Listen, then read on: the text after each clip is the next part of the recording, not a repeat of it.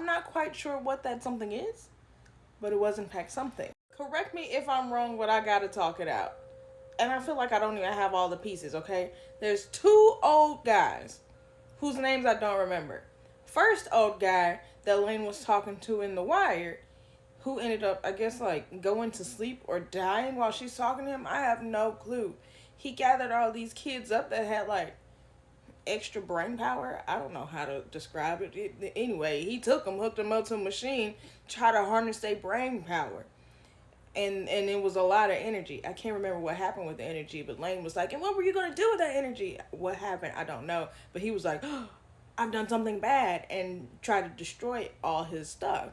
But then he thought he destroyed all his stuff, but some of his stuff got found by second old guy, whose name I also don't remember, right? So second old guy, I think, found his stuff and improved upon it, and he put inside of the Wired, like, some number 7 or whatever the heck it was called, and that made it so that everybody was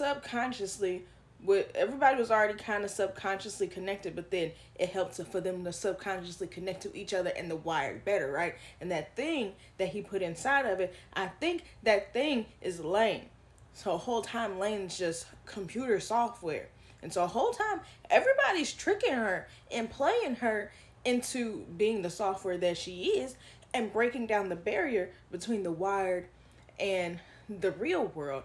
You know, because even though it was already broken down, she broke it down all the way, right? And then in the end, she said, I'm making Alice sad. I didn't realize her and Alice were such great friends. They just felt like two regular people that she hung out with sometimes. Apparently they were best buds. And she's like, oh no, I keep trying to make you happy, Alice, and I keep making you sad. Because Alice went to roll up on Lain and see what's going on with her. And second old dude, who actually took his own life so that he could live inside of the Wired and become a god and shape Lain's software situation. He was talking to Lain when Alice rolled up, and then he put his hand out like this, and she's like, ah, ah, ah. I mean, she was screaming for hours. And so then Lain was able to erase people's memories of her and what she did. She basically rolled back time, because now the real world and the Wired are connected. And so basically she's got mind control over Depot. And so that's what I got from that.